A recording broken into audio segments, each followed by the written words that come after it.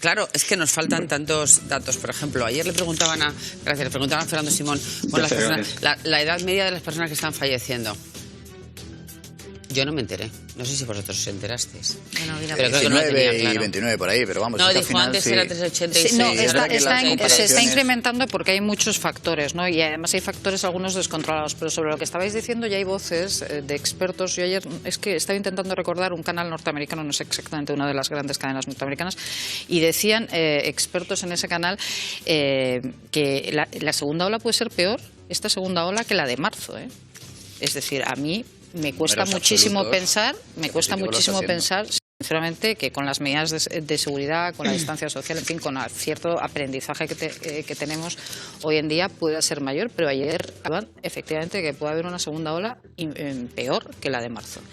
Entonces, bueno, de momento los fallecimientos no están siendo como, recordad que día también teníamos más de 900 muertos, es decir.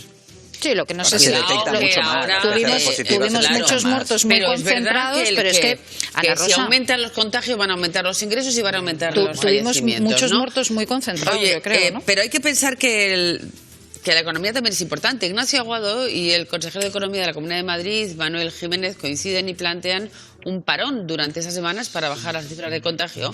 Creen que si hacemos un esfuerzo ahora, pero claro, yo no sé qué significa un parón. Quizás se pueda salvar la Navidad. Y todavía estamos a tiempo de salvar una parte importante del año, que es la campaña de Navidad para miles de pequeños comercios, de grandes establecimientos, de negocios. Si conseguimos reducir de forma radical la curva... Meses de extraordinaria importancia para la facturación del comercio, para las cenas y comidas de empresa y también para las reuniones familiares, podamos celebrarlos, acometer esa actividad con la mayor normalidad posible. Juan Ramón Rayo, economista. Bueno, estamos parón para salvar la Navidad. Faltan 2 meses, ¿eh? Bueno, es que efectivamente deberíamos haber empezado a trabajar en esto no ahora, 2 meses antes de la Navidad, cuando la segunda ola está descontrolada, sino bastante antes, cuando la incidencia acumulada era mucho más baja y, por tanto, con medidas no tan drásticas como las que probablemente sean necesarias ahora, podríamos haber mitigado muy notablemente la transmisión del virus. Pero yo sí que hay un mensaje que creo que es importante transmitir, y ahí sí que coincido parcialmente con lo que ha dicho Ignacio Aguado, que es que la economía no se va a recuperar plenamente, no se va a normalizar la actividad económica hasta que el virus esté bajo control.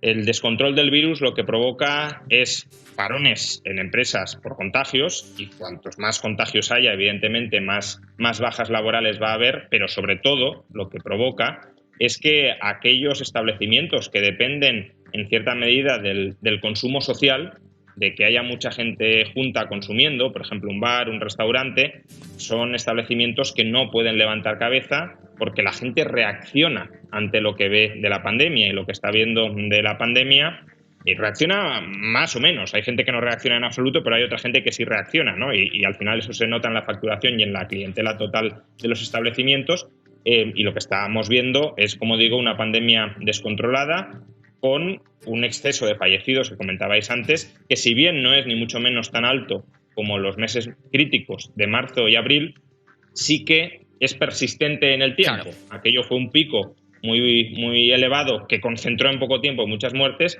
Ahora estamos normalizando un exceso de fallecidos continuado muy alto, frente al que mucha gente evidentemente se intenta proteger reduciendo su consumo. Para la economía que es que peor es todo, pero bueno, ¿confinar por barrios o el confinamiento perimetral? Bueno, yo creo que esa es una cuestión esencialmente sanitaria.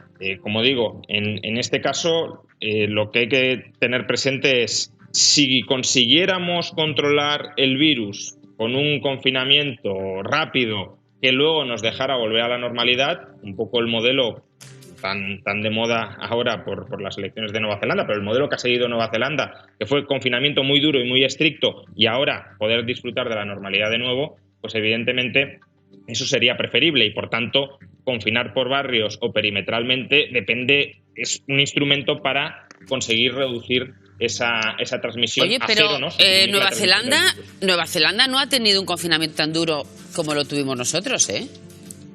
No lo han tenido, bueno, lo tuvieron prácticamente tan duro, pero sobre todo luego han sido muy eficaces a la hora de, primero, ante el menor brote del coronavirus, confinar localmente esos focos para evitar que se propague el virus Juan por el Ramón, resto del país. también son 5 millones de habitantes, ¿eh? Y sobre todo, que es menos que la Comunidad de Madrid. Es una isla que han conseguido controlar mucho más eficazmente la entrada de turistas. Pero tenemos también el caso de Corea del Sur, si lo queremos. En Corea del Sur, que también son 50 millones de habitantes, como el caso de España, a través de tests y de nuevo, confinamientos. Bueno, cuando digo confinamientos me refiero a medidas de distanciamiento social, porque no hace falta llegar en muchos casos al extremo de confinar. Medidas de distanciamiento social muy rápidas que consigan controlar el virus nada más se reproduce. Pues también han conseguido y muy localizadas. Bueno, es que estos son situaciones y propuestas distintas. Aquí nadie sabe nada, ¿cierto?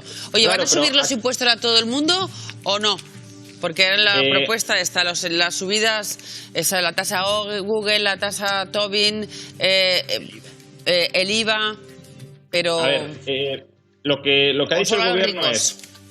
Lo que ha dicho el gobierno es la principal medida recaudatoria que ofrecemos a Bruselas. No ha especificado concretamente qué será, pero serán medidas sobre fiscalidad indirecta. Fiscalidad indirecta son impuestos en general sobre el consumo que terminamos pagando de una manera u otra todos.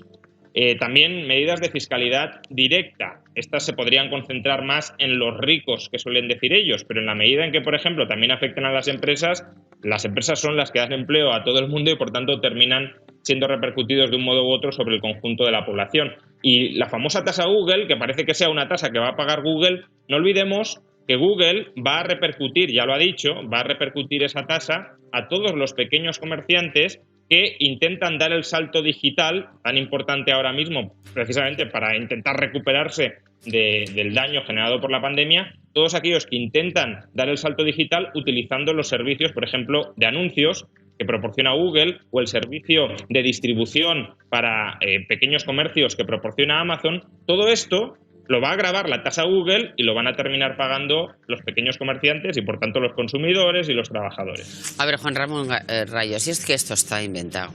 O sea, es que aquí la única forma de recaudar es que afecte a todo el mundo, a los que tienen más y a las clases medias, porque si no, no se recauda lo suficiente. Muchísimas gracias. Perdona. No, sí, es que eso es exactamente así. Es decir, en la previsión de recaudación que envió el gobierno antes de esta pandemia, donde se subían los impuestos directos a las rentas más altas, ellos estimaban que iban a recaudar 300 millones de euros con esta medida. Estamos diciendo que el déficit público, ahora quieren recaudar 7.000 millones, 300 no son 7.000, y el déficit público es de 150.000 millones. ¿Esperamos solucionar con 300 millones un agujero de 150.000? Obviamente ese no es el camino. No es el camino, pero sí que políticamente...